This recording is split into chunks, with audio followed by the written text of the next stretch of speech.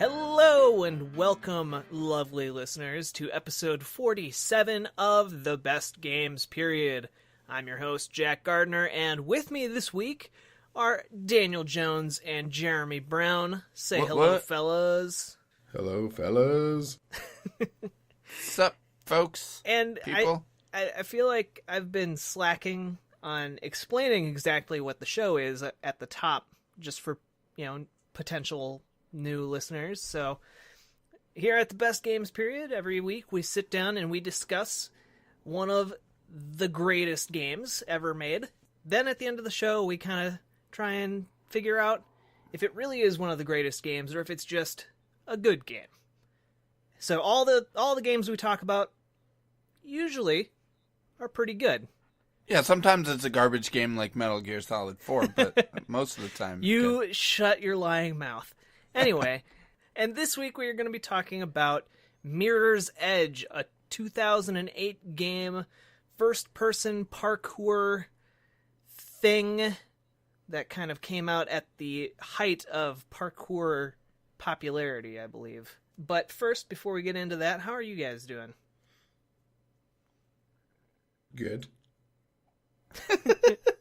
Trying to figure out who was going to go first there. Well, I want to go ahead, Jeremy. I want to tell my marshmallow story, but yeah, I want to hear this marshmallow story. So Jeremy had told us before the show that he had some sort of marshmallow story involving his son and me and you, yes. So and me. Daniel came to Montana. What was it? 2011-ish, 2012. I want to say 11. Yeah. Yeah. 11 or 12, and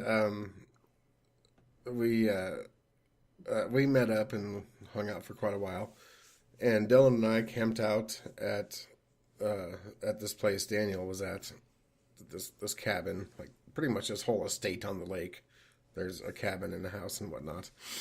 Anyway, so I get this. It wasn't that fancy. I mean, you're making it sound all fancy. It was a small house and a cabin. The house the grandparents lived in was pretty big. Well, yeah, but yeah. We never went in there. That's not the point of the story. Ever. Okay. Okay. So, anyway, so I get this package in the mail today, right? And I open it up, and it's from Daniel. It's a book called Console Wars, which, thank you, Daniel, very much. I will read that. Merry Christmas. Very, soon. And so Dylan gets home, and he sees it, and he's like, who'd you get this from? I'm like, Daniel. And we talk about Daniel a lot. It's not like it's a big deal. And then suddenly he brings up this thing. He's like, boy, it was really awkward when we met him in Kalispell. I'm like, what do you mean it wasn't that awkward? I'm like, it's always awkward when you meet somebody for the first time, right? He's like, no, that's not what I'm talking about. Like when we were camping out behind their cabin and he got really mad at me for eating the marshmallow. And I'm like, what? That didn't happen. He's like, yes. He's like, I ate a marshmallow and he got like really, really mad. I'm like, no. And like, he wouldn't get mad over something like that. I'm like, are you sure he wasn't joking? And he's like, yes, I'm positive. And I'm like, well, I'm pretty sure I would have stood up for you. And he's like, no, you totally went right along with him. And I'm like, what? I'm like, you don't know what you're talking about. Then he breaks out his phone and shows me this video, right? No. It's all on video. No. And I'm like, oh my God.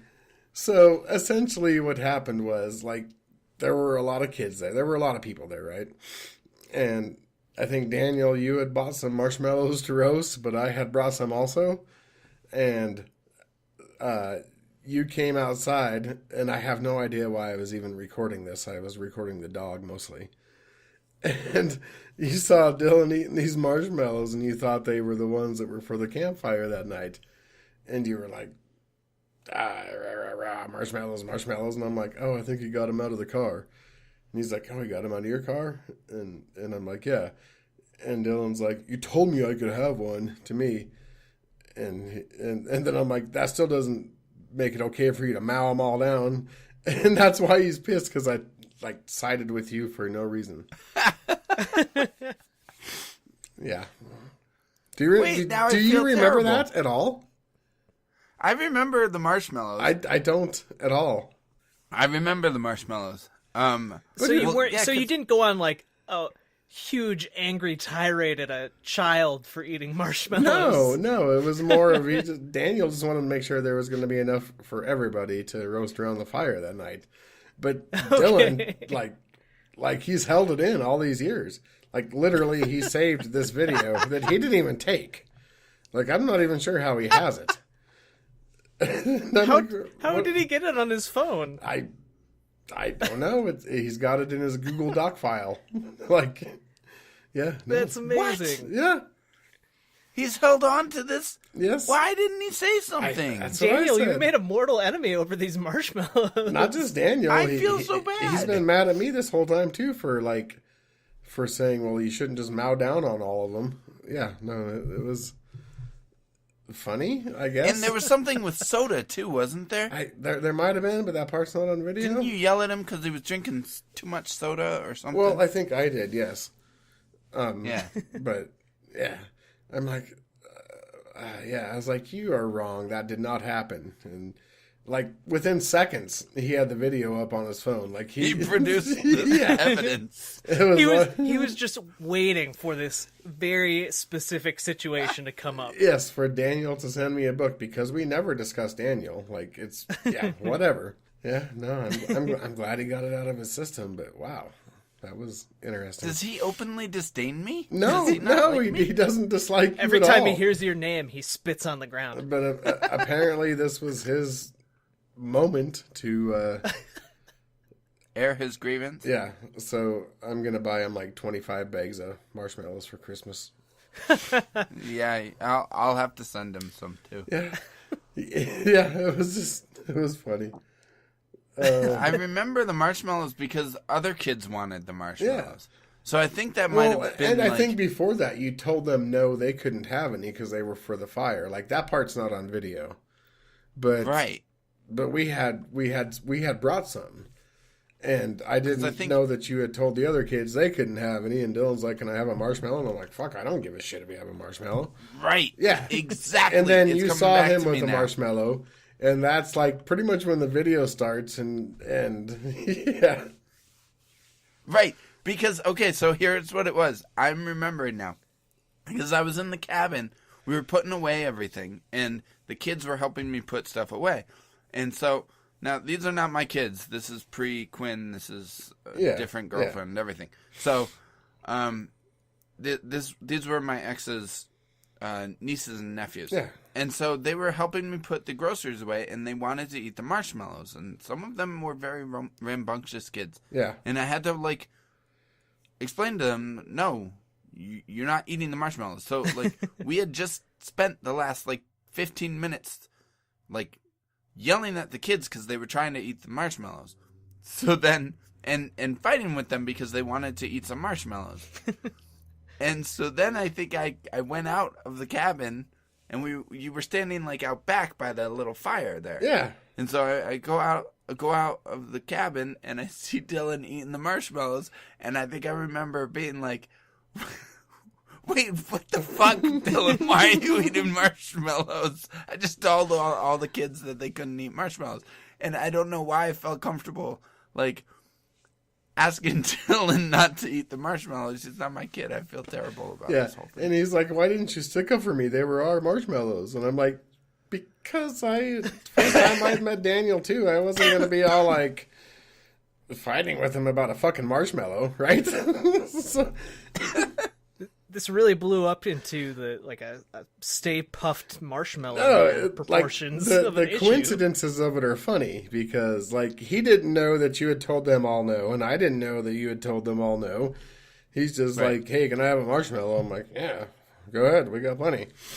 Right. Yeah. So and then you came out and saw that just after having said no to everybody else, and it was good stuff. I just can't believe he's held it in all these years. Honestly, it's funny that it just suddenly came up, and he's like, "I got proof, damn it!" I'm like, "Wow, you certainly do." Anyway, oh man. So Daniel, how you doing? That was a much better story than I was expecting. Yeah, no, it's hilarious. I think it's hilarious. Oh, it is. It's great. All right. Well. I'll send Dylan some marshmallows. Tell him I'm sorry. Yeah. I told him it was just a misunderstanding. But, yeah. I mean, he says he's cool, but clearly, if you...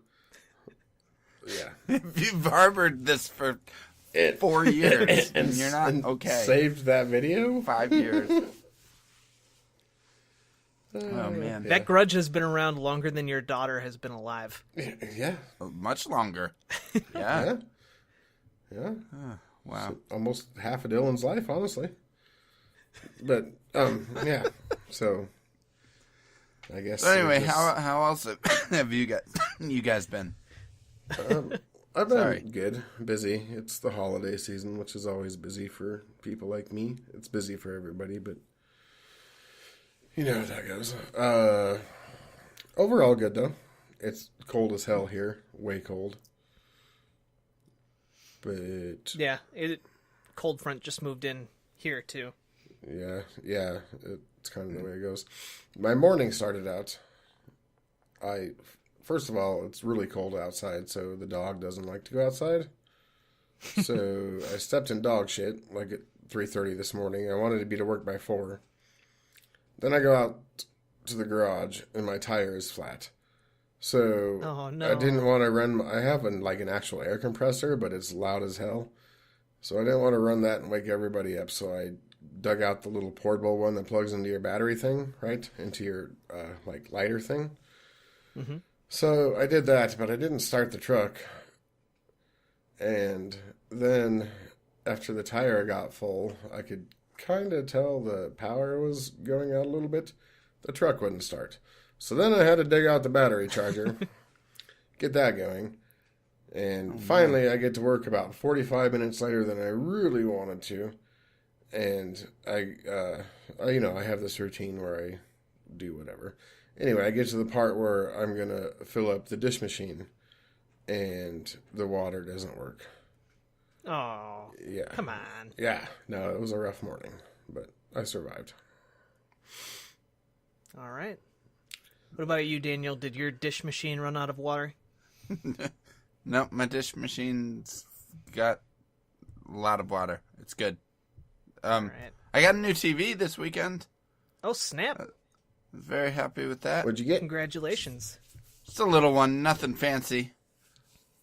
Just 32-inch Vizio for my game room upstairs. Oh, so nice. 4K?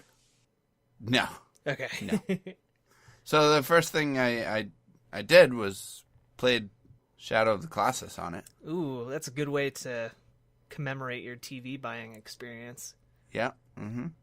Because I got the PS3 hooked up to it. So I've been anticipating Last Guardian, but I'm not getting it until Christmas. So I gotta get my Team Eco gaming in there. Very, very timely, right after our Shadow of the Colossus Ico episode. Yep. Yeah, that was a good episode. I don't know how you guys managed to talk about that game for so long, but I listened to the entire thing. Yeah. Seriously, I edited that thing down. We could have gone on talking. It was much I longer. have no doubt about that. Jeremy, he just kept talking. I did. The whole time I'm just like, Jack, I need to go to bed. What are you doing? Like the And he last just half kept hour going. of that was just me keeping the conversation going much longer than I I had mean, to.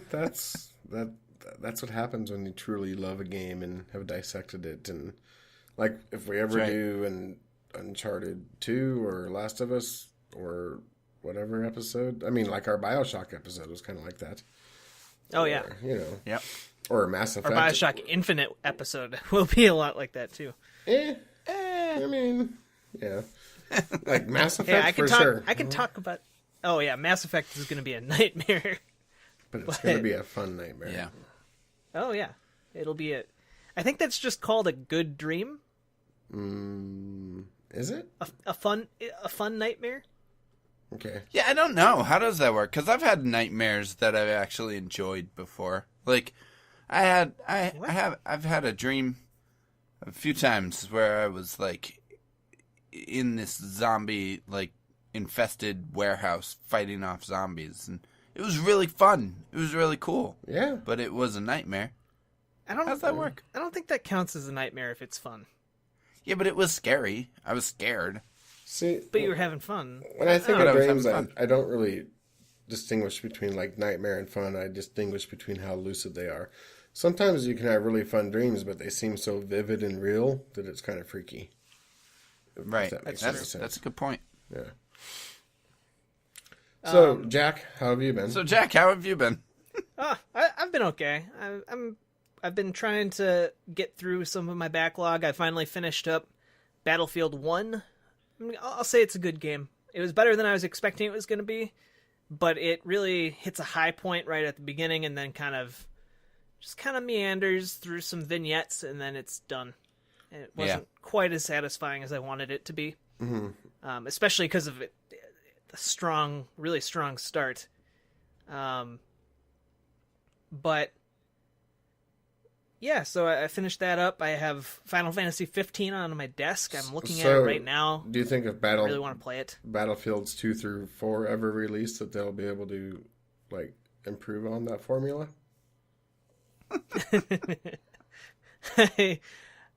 I think they kind of wrote themselves into a corner with the numbering scheme. Yeah. I don't know where they go from here now. Battlefield Bad Company 2 versus 1. Battlefield 360. Yeah. That's one. Maybe they'll just like go backwards the way Xbox One. They'll just go backwards. I think if we've learned anything as Battlefield. gamers, naming doesn't mean anything anymore. Like, again, you No. mentioned Final Fantasy 15, which was originally, Hey. Final Fantasy versus 13, I believe? Yeah. Yeah. I mean, to Final Fantasy's credit, they have a lot of spin-offs with crazy names, but at the very least, they're not going back to past numbered entries. They're not going to, like, Final Fantasy 0 or something. Yeah, it's not like they're remaking Final Fantasy 7 or anything. Yeah. Well, but they're remaking it. Like, at least it doesn't have the numbering scheme of Battlefield, which goes Battlefield, Battlefield 2, Battlefield 3, Yeah, that's true. Battlefield 4, and then Battlefield 1. Yeah. Hey, you forgot Hardline. I forgot a lot of games in there. It's not like Right. there's some crazy company that would, like, name Kingdom Hearts ridiculous things. I mean, at least they're not that developer. Right? Who would do that?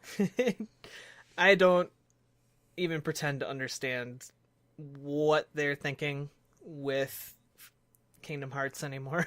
I think they're just trolling everybody at this point. But, yeah. No, I want to play Final Fantasy 15 quite a bit, but I'm kind of biding my time and waiting for the holiday crush. Lull. Whatever. Well, I don't know that it's a lull. I'm pretty busy. Yeah, Crunch. I mean, The like holiday after crunch. kind of the holidays Yeah. finish. Yeah. I don't know if it's laugh out loud funny. Oh, that Lol, was Daniel. pretty good, Daniel. I'm impressed. Okay. All right, So I'm done. I'm out. Been nice. So See ya. Mirror's Edge. I have to ask, who decided on this game? We just decided to throw a curveball this week Yeah. Okay. because a lot of people love Mirror's Edge. Yeah, like a a lot, lot of people have a lot of faith in that game. That's for sure. especially people named Connor. I don't know. A lot of Faith Connors out there. Yeah. Faithful Connors. So, have you played it, Daniel? Have you played it? We've all played it. Okay. I've played about 4 hours of it. So, you beat it like 3 times? I didn't quite finish it.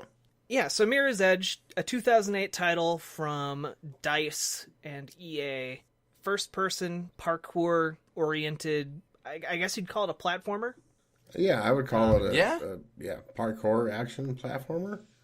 Yeah, Yeah. there's a little bit of action, but it's mostly platforming. Yeah. First person platformer. Yeah.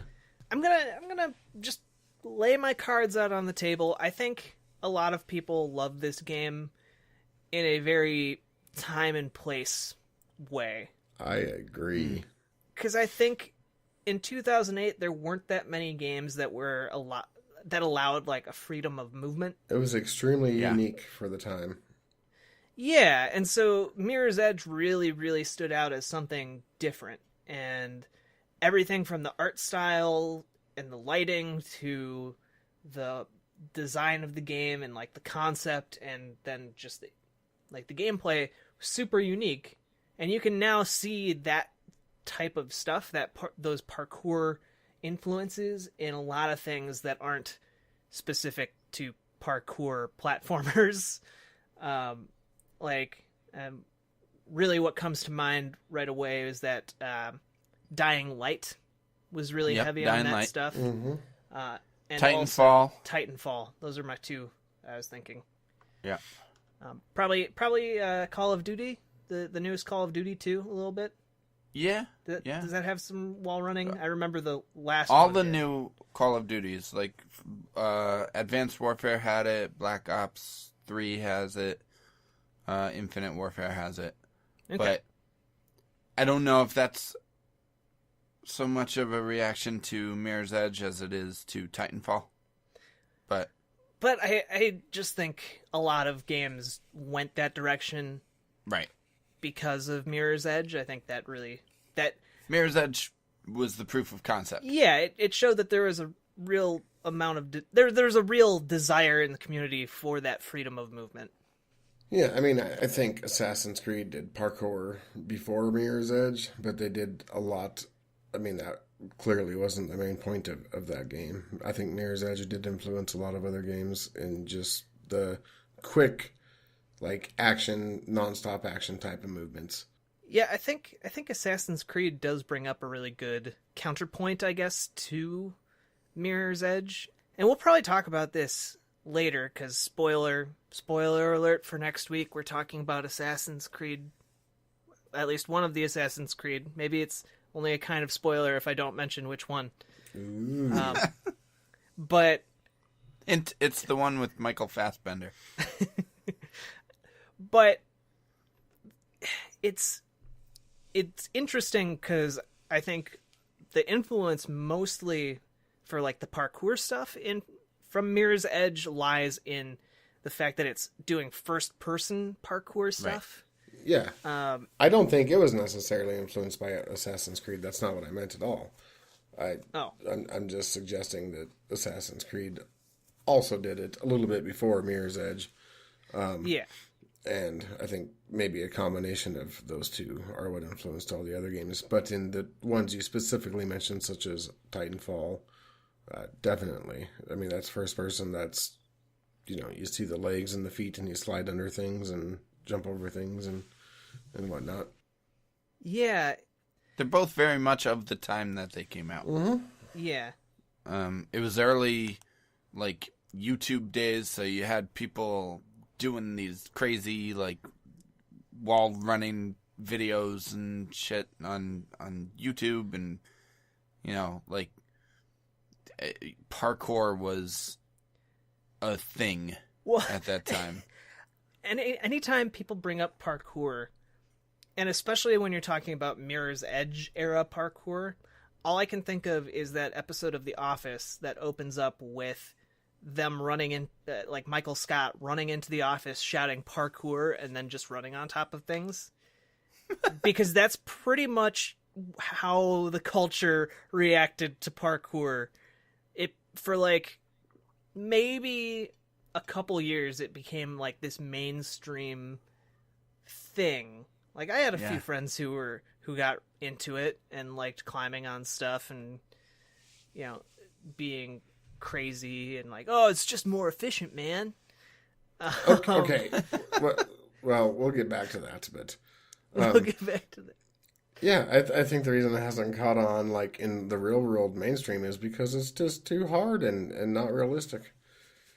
Yeah, we're not all James Bond. But as far as like that opening scene in Casino Royale, though, whew, that's another really good example of parkour being mainstream, though. Around that same time. Okay. Yeah. I mean, there are times when parkour makes sense, but as it pertains to Mirror's Edge, there are so many times in that game where it would be so much easier to just take another route, the normal route. Oh, yeah. Like there are buildings in that game that have elevators, but you can't use the elevators because they want you to parkour up to a different level. And like I was watching a playthrough for for this just to prepare for the podcast. And there were a couple times where the people I was watching would run into elevators and like try and use the elevator button panel, and there's like nothing, you can't interact with it or anything. But they were clearly trying to do that. Yeah. And then they'd have to run and do something else, and they ended up dying because of it. But I think that's my main problem with Mirror's Edge, is that it's a cool idea, but I don't think the level design always works in concert with the concept of the game, parkour. Yeah, I completely agree. You're constantly being interrupted, but like you're. No, I don't mean I'm constantly. I am. You guys interrupt me all the time, and then I interrupt you back. That's because you have this weird way of talking where you pause and then start again. That's not our fault. Listen, but I mean, I have this thing that is called a point that I'm trying to make. Not very often. Oh wait, what? So, and that's the frustrating part about Mirror's Edge, is you get to your point, and then you have to like figure out where you're gonna go next. So you're looking around, and then anyway, interrupt me, Jeremy. Go for it. No, go ahead. So I want to know. I want to know why, Jeremy. Why do you think that the levels don't really work? Yeah. Why do you think? Well, let me count the ways. Just like I happen to have this handy list here. Yes, and point 1A is no, like it's just, for example, like even in the very beginning of the game, when it's teaching the tutorials, you know, you're supposed to follow the red things, right? And there's times where you follow all these crazy red things and you do all these jumps, and there's one part in particular where you have to jump up onto this like stairwell and grab a hold of the ledge, and then you turn to the right and then run down the stairwell that you could have just ran up instead of jumping on it, and then go around and then do like basically the same thing again. Like it's not efficient. Like it would be much more efficient to just skip the stairwell or run up the actual stairs than it is to do that other stuff. And like the zip lines in the game, like they go for like a mile, but you have to jump off at a certain spot. And by the time you end up to where you need to be for the objective, you're pretty much where the zip line ended. So you could have just, rode the thing the whole way there. I think the level design is just silly. Yeah, no, totally. And the issue I have with it is that, like, it being in first person, you'll get to the top of the stairs and you won't see any red. And so then you have to stop and you have to turn and you have to look. And it doesn't take that long, but you still have to look for the red path and then figure out, like, okay, so I go that way. But you have to pause for that split second while you're looking, and it just kills all the momentum and rhythm of the parkour. And so many times there's an actual path you could just take without having to look for the red thing. Like, and I think you could just climb this ledge, right? Right. And I think that's another thing. It's like the red is like a crutch, I mean, to be fair, you can turn it off, but that doesn't change that those are the areas you have to use to navigate. Right. Yeah, there's a bit of there's some crudeness, like, and I think that's probably just because they're kind of charting unknown waters with this whole first-person parkour stuff. Because let's be real, first-person platforming is usually regarded as the worst. Yeah. And it has gotten better in recent years, though. Oh, it has gotten much better. Yeah. But I mean, that's thanks to this game. That's definitely. Yeah. Circa 2008, it was a big old question mark if this game was even something that was remotely possible. Right. So they managed to make it possible, and it's doable, and you can work with it. But there is, like you guys pointed out, a lot of context-sensitive... I don't know... my grabbing and pulling and climbing and all that stuff I really wanted to avoid using the word grabbing because it sounded not where I was going with that, but I think you guys understand. I get it. And I guess I compare this to something else that's very context dependent. And this might seem like a weird stretch, but if you look at Uncharted and the animations that they have in Uncharted, a lot of them are context sensitive. But there's such a wide variety that you can kind of... It's very seamless and natural looking. And there's not that same sense of seamless and natural action going on. There is when you're doing what you're supposed to be doing, but if you get out of that groove, the game immediately punishes you with jarring moments, I guess. Yeah, exactly. Like, that's what I was talking about with just the breaking of the rhythm. And I think another thing that contributes to that is the enemies and the weapons. Yeah. So, like, the whole concept of this game is, you're living in some sort of utopian society that the government is kind of a big brother type of situation, kind of George Orwell, and they see and know and whatnot, everything. But when you first start the game, like, they're like, we're the runners, and the police don't even pay attention to us. Yet, pretty much, you're getting shot out by the police the entire time. So that doesn't make much sense. And I think they should have just done away with the entire possibility of even using guns. Not so much as the police, but as the protagonist. It just takes away so much from it. And this isn't me just being all feely-willy, goody-woody, like guns are terrible in games or anything like that. It just doesn't really fit this game, and it's not necessary.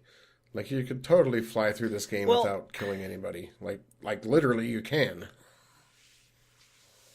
Well, it's weird because I know that they purposely made it so that if you are using a gun, it's very clumsy. Because she's not they made it a pain in the ass on purpose. So I even, it's just seems like, because often if you want to like incapacitate a police officer, you either have to stand there for like 30 seconds punching them and potentially getting shot, which almost instantly kills you, or you have to disarm them and pick up their gun and shoot them. And your other option is just to run and hope that you don't die.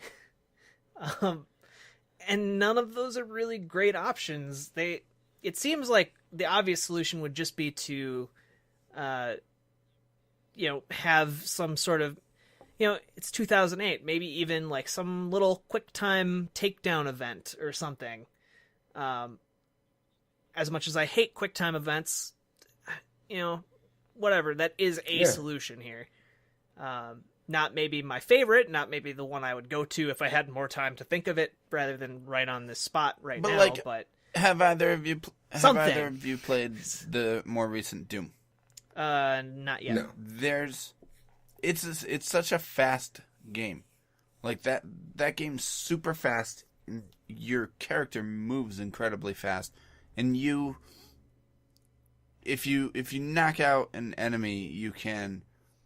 Like, they kind of get staggered, and then you just you hit the right stick in, and when you do that, you do this like crazy melee animation where you just like bash their head in or whatever, and it depends on like what angle you get them at. Like, if you come at them from above, you'll do a different animation than if you're just coming straight on or from the side or from behind, and but it keeps your momentum going, and it's like a really interesting way of almost like chaining attacks, because you can melee one dude and then go right on to another one, and it just keeps the rhythm of that game going all the time. So something like that would work for Mirror's Edge. Like, if you had the ability to easily just disarm these police officers and just take their gun, shoot them, or just like take their gun, knock it out of their hands, knock them over, and just keep going. But Mirror's Edge didn't present enough situations like that where you could just keep your rhythm going. Like, the enemies always just ruined the rhythm for me. Never worked the way I thought it could have. And I would tend to think in a society like that, like kind of like the Chronicles of Riddick and many other games, like only the people assigned to those weapons would be able to actually use them anyway. So what's the point of? Yeah, so that links up with something you said earlier, just with this attempting to be a dystopian society. Is it dystopian or utopian? This I always game get those confused. Utopian is the good one. Well, but like the government thinks it is a good one. So Yeah, I mean, it starts as a Right. utopia and then it just goes downhill, like Rapture. Kinda. Yeah. Basically, this game does not do a good job of showing why everything's terrible. Like, a lot of people refer to this game as very dystopian. It doesn't, like, it seems dystopian from the point of view of these runners, but I guess I don't really see, like, there are corrupt people in the government, and there's, like, a conspiracy going on. I just don't know how... There's some propaganda in the game, but not a lot. Like, there's some environmental storytelling going on in the game, but it's not really well done. Yeah. Or maybe it's like just too subtle because they wanted it to be a very minimalist environment, very minimalist game, so that you knew where you could go, so that you didn't have, which to their credit, they understood that, like, you couldn't throw too much stuff at the player, otherwise it would ruin that momentum and that rhythm. Yeah, it is a very... It's also a very unique environment. Like, there's nothing else that really looks like Mirror's Edge. No. But you're right, you don't really get a good sense of I think dystopia. I think the story was really counterproductive to the gameplay. Yeah. Well, there are some interesting ideas there. I just don't think that it's super well executed. And I guess as we've been talking about it, the only thing I can really... that I guess the environment really brings to mind, if we're looking at kind of dystopian stuff. I was just... last week I was looking at some pictures of North Korea. How? Because they let in some they let in some journalists, and some of the journalists snuck out pictures of just like what normal things look like in North Korea, and it's very empty. Yeah. Beyond like, Pyongyang or whatever. It's and that's the feeling I get from the environments there. Like, it's a little bit too clean, a little bit too empty. I mean, that's actually a pretty good point, because this all takes in one place in one city, and there's been this mayor that's been in control for years and years and years, and everything is for the good of the people, right? And suddenly, somehow, like, they've oppressed all these people and bent them to their will, but suddenly there's some new mayoral candidate that has a chance at winning, and like, how does that happen? Like, nobody's going to unseat Kim Jong-un anytime soon. It's True. The whole concept of the story is confusing to me. Well, I like, just setting aside the concept for a second, I think while the environments are great and the visuals in general are really strong, one of the weirdest parts of this game to me are the cutscenes. Yeah. Which are jarringly look like they're taken from a graphic novel, or like they just straight up lifted the storyboards for the cutscenes as the cutscenes themselves. I think that has to do with the game's budget. I think it's a neat juxtaposition. I kind of actually like that personally, but it is different. Yeah, it does seem like just from like the reviews I was reading, it does seem like a lot of people were kind of torn on that. Like, some people liked it, other people didn't. I just, like, going back and watching those, I find them very unappealing to look at just if they were by themselves, I find them not very well done, and also I don't just doesn't gel well with the rest of the visual style. Yeah, I suppose if you watched, one of those videos that just displays the cutscenes only, it would seem really weird in comparison to what the actual game is. Yeah. Well, because in the cutscenes, like, the world doesn't seem so clean. That's a good point. I didn't notice that. I was more looking at the fluidity of motion is like a big deal in Mirror's Edge, and then you get to the cutscenes and they're not fluid. They're like either from like the transition to a different visual style, which I could live with, but just movement within those scenes is like very jarring and kind of stilted, I guess. Yeah, I get that, I suppose. So, what do we like about this game? Because why are we talking about it on the Best Game Experience? I think this could be the most negative we've been about a game so far in this show. So, what...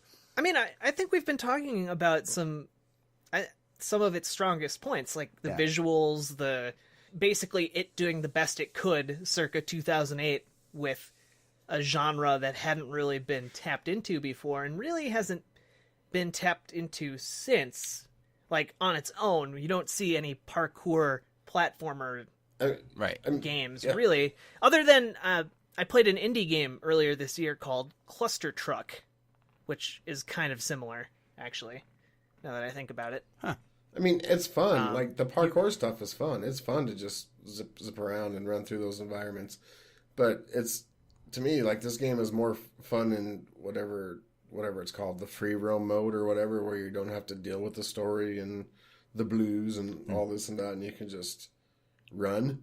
Like, that's neat to me. That's interesting. That's fun. Like, that, to me, would be a great game in and of itself. I don't know why. Like, the obstacles in this game kind of hinder it to me. They, like, slow down the gameplay, which is one of the more interesting parts of this. And it is, like, I read a lot of people call it, like, just a trial and error game. You basically just rinse and repeat, and you try and you figure out which way to go, and that's what you end up doing, which is pretty accurate to me, I suppose.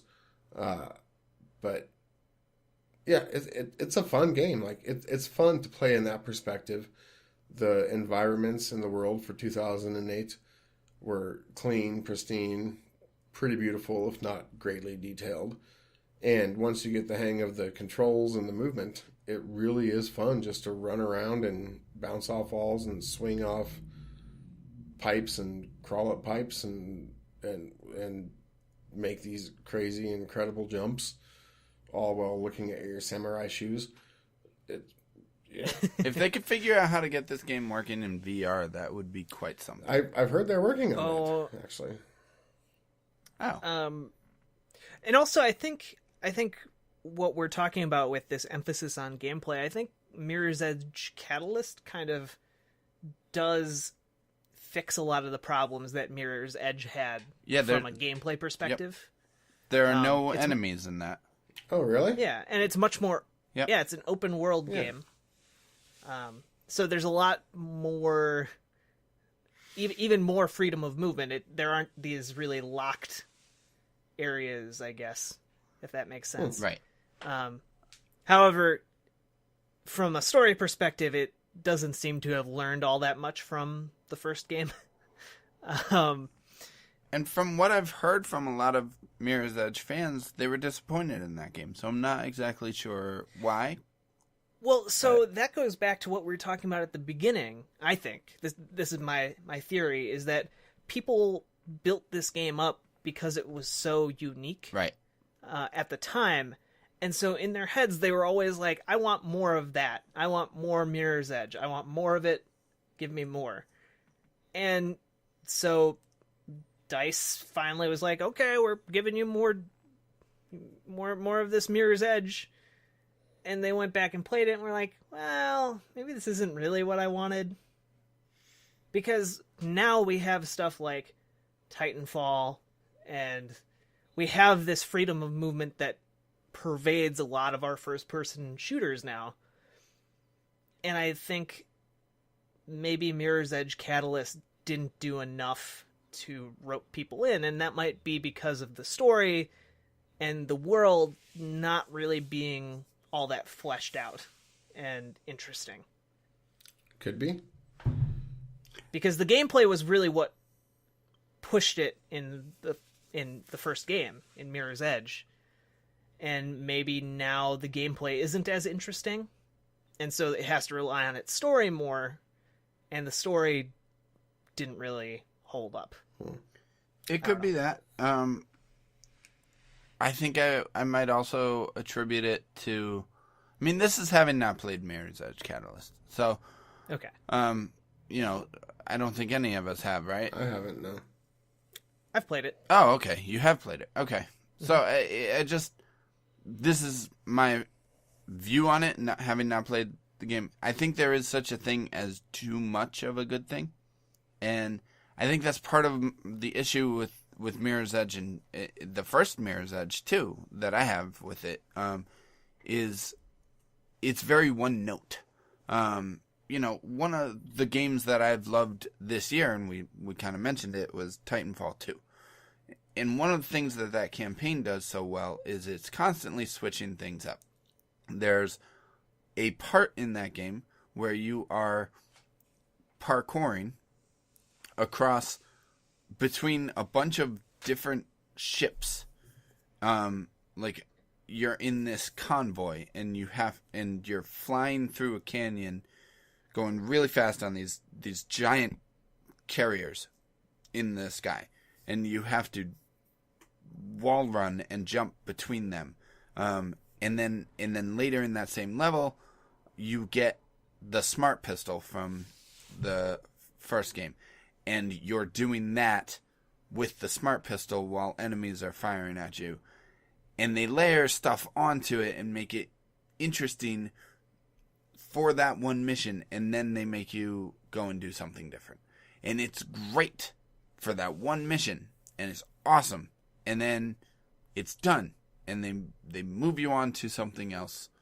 And that's my problem with Mirror's Edge, is it's that one thing that Mirror's Edge does well the entire time for 6 hours or whatever it is. You know?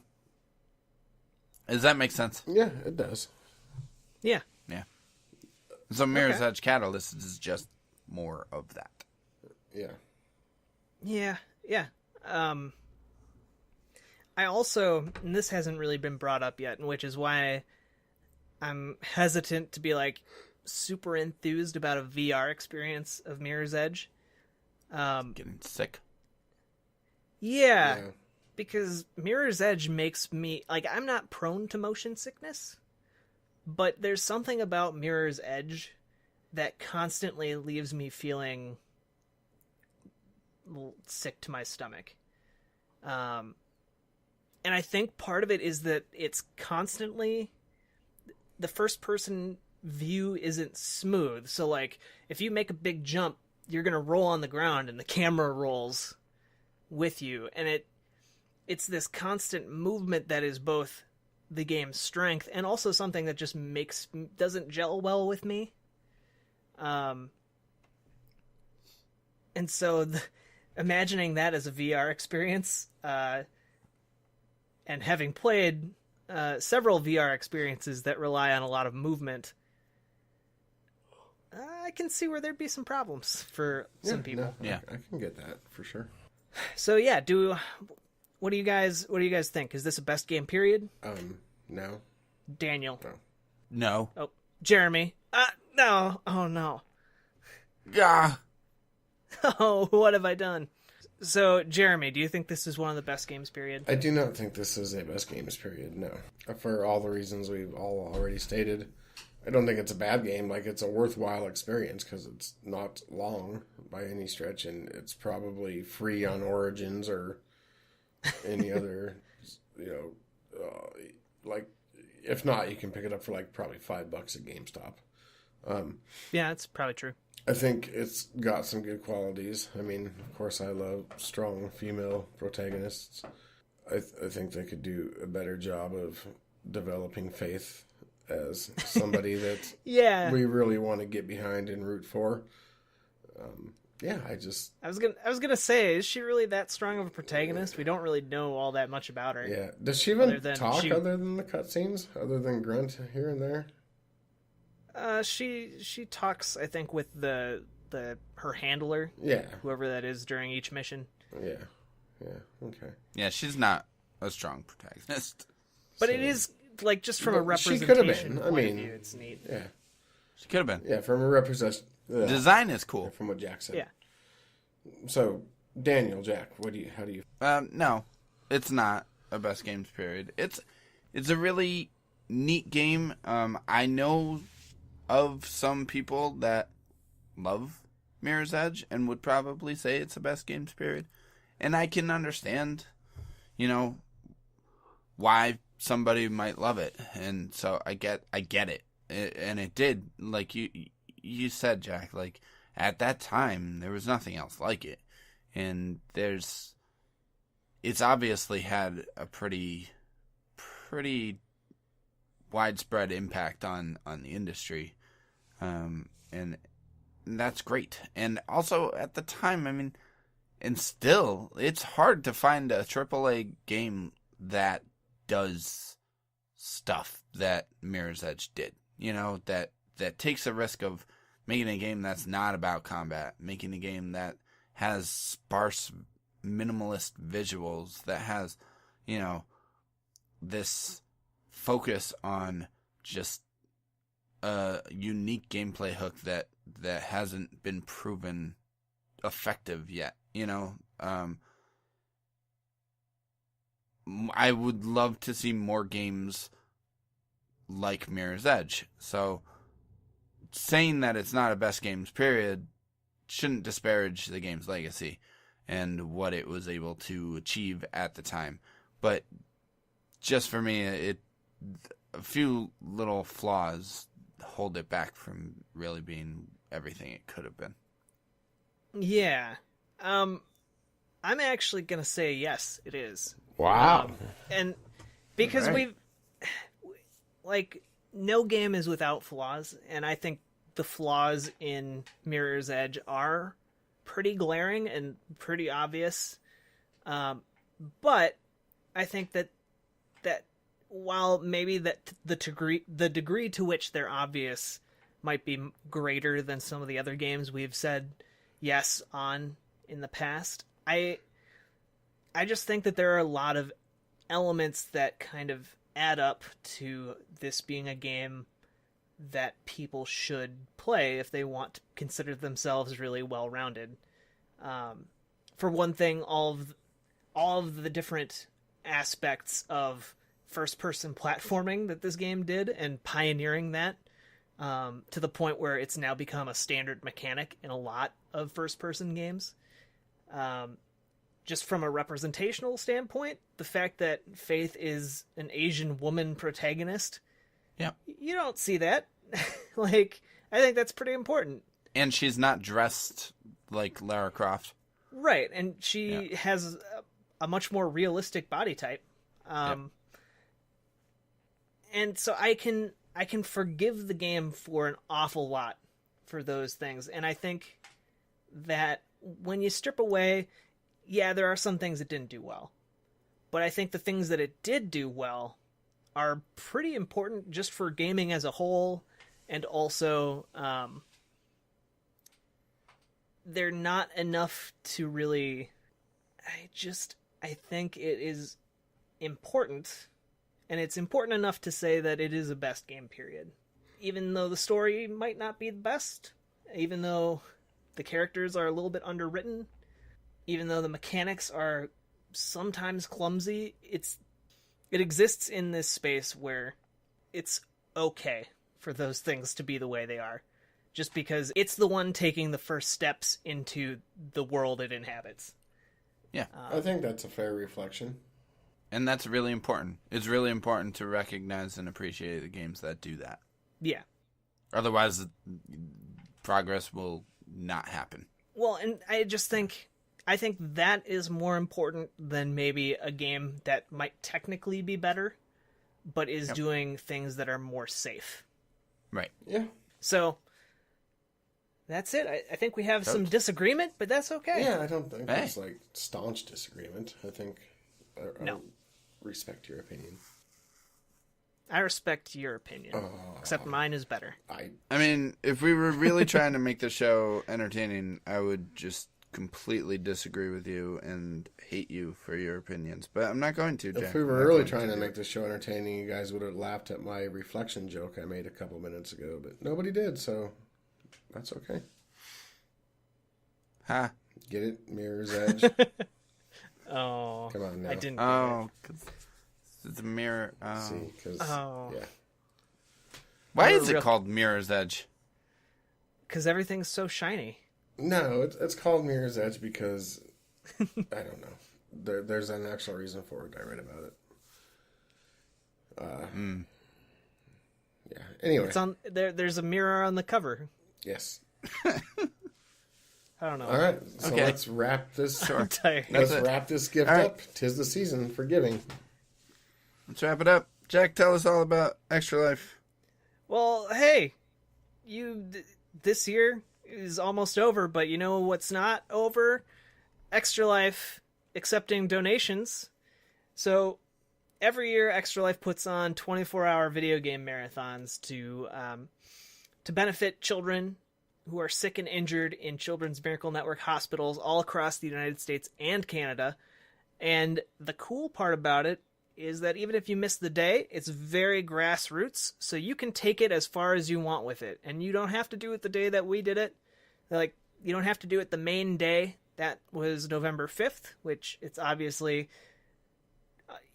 a month past that now. But you can still head over to extra-life.org, and you can sign up, and you can choose which hospital you want your efforts to benefit, and then you can get donations from friends, family, strangers, or even donate yourself, and you can make a difference in some kids' lives to pay for their treatments. So head over to extra-life.org. You can find out more, probably more eloquently and succinctly than I explained it just now. And you can also head over to community.extra-life.org if you want to get more involved in your local Extra Life fundraising efforts, meet some cool gamers in your area, make new friends, take your fundraising to the next level, all that good stuff. And you can even find this very podcast over there. So check it out. There's some neat stuff to be found over on the Community Hub. Yes, you can find this podcast on community.extra-life.org. Jack. Daniel. Jeremy. Flippity. Jeremy. Dylan. Thank you all Stay for puffed. joining me tonight. Stay puffed. Thank you for joining me tonight for episode 47 of the Best Games Period. And thank you, good listeners, for putting up with us week after week. Hopefully you enjoyed this episode and look forward to next week's episode on Assassin's Creed something. And you can find this show every Monday on SoundCloud, Libsyn, our hosting site, iTunes, and sometimes YouTube. You can find it on Game Informer. We also post it on Facebook and Twitter as well. We don't have Snapchat yet. I'm working on it.